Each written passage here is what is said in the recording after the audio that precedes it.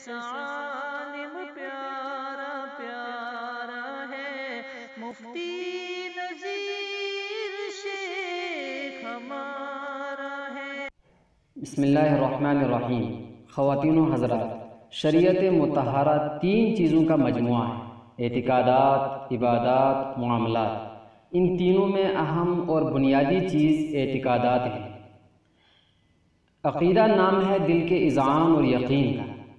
جب دل کا یقین مستحکم اور مضبوط ہوگا تو عمل حقیقتاً عمل بنے گا۔ عقیدے کی مثال کسی عمارت کی بنیاد کی ہے، اور عبادات و معاملات عمارت ہیں۔ اگر بنیاد کھوکھلی ہو تو عمارت چاہے کتنی بھی عالیشان سے عالیشان کیوں نہ ہو، اس میں گرنے کا خطرہ لگا رہتا ہے، وہ گر سکتی ہے۔ لیکن اگر بنیاد مضبوط ہو اور اوپر عمارت چاہے معمولی ہی کیوں نہ ہو، زندگی اس عمارت میں چین و سکون سے کٹ جائے گی۔ بس عقیدہ درست ہو، کثرت عبادت گرچہ نہ ہو، صرف فرائض ہی ادا کر لے، آخرت میں انشاءاللہ کامیاب ہوگا۔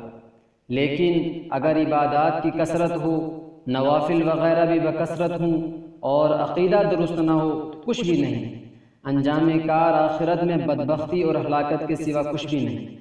غیر مسلم بھی ریاضات کرتے ہیں، لیکن عقیدہ درست نہ ہونے کی وجہ سے جہنم کے مستحق ہیں۔ ان کی ریاضات ان کو ہلاکت سے نہیں بچا سکی۔ احادیث شریفہ میں آتا ہے کہ من قال لا الہ الا اللہ دخل الجنہ۔ اس کا مفہوم ہے ہی کیا اس کے علاوہ کہ اپنا عقیدہ درست کر لو۔ جس شخص نے اپنا عقیدہ درست کر لیا وہ ضرور جنت میں داخل ہوگا۔ خواتین و حضرات، ایک دوسری روایت میں ہے کہ قولوا لا الہ الا اللہ تفلحوا، کہ حضور صلی اللہ علیہ وسلم اسی چیز کی دعوت دیا کرتے تھے کہ اپنے عقیدے درست کر لو تو کامیاب ہو جاؤ گے۔ اور اس روایت کا دوسرا رخ یہ ہے کہ اگر عقائد کو درست نہیں کیا، اگر عقیدے کو درست نہیں کیا تو خسارے میں رہو گے، نقصان میں رہو گے۔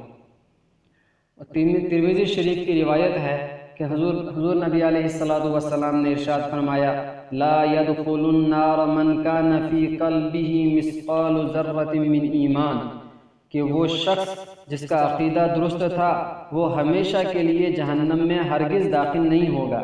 ہاں، اپنے اعمال بد کی سزا پانے کے لیے جہنم میں کچھ وقت کے لیے جا سکتا ہے، لیکن عقیدے کی درستگی اس کو جہنم میں رہنے نہیں دے گی۔ عقائد کی اصلاح مدار نجات ہے، لیکن افسوس ہے کہ عقائد کی جتنی اہمیت ہے اتنے ہی ہم عقائد کی محنت سے دور ہیں۔ اسلام میں عقیدے کو اولیت حاصل ہے۔ سب سے پہلے خدا اور اس کے بھیجے ہوئے رسولوں اور کتابوں یعنی ضروریات دین کے سلسلے میں درست عقیدہ رکھنا ضروری ہوتا ہے۔ پھر اس کے بعد ہی اعمال کی ابتدا ہوتی ہے۔ تفسیر، حدیث اور فقہ وغیرہ کی ضرورت بھی اسی شخص کو پڑے گی، اور اسی کو ہی ہے اس سے نفع اور فلاح دارین حاصل ہوگا، جس کا پہلے خدا اور اس کے رسولوں وغیرہ پر ایمان کامل ہوگا۔ ورنہ احادیث و تفسیر اور فقہ وغیرہ علوم اسلامیہ کا حصول، صدقہ و خیرات کرنا اور دیگر عبادات وغیرہ کرنا سب بے سود ہوگا۔ ضروریات دین کے سلسلے میں مزید جانکاری کے لیے بنے رہیے ہمارے ساتھ۔ اگلی ویڈیو میں انشاءاللہ ہم آپ کے سامنے ضروریات دین کے سلسلے میں مزید وضاحت کریں گے۔ تب تک کے لیے اللہ حافظ۔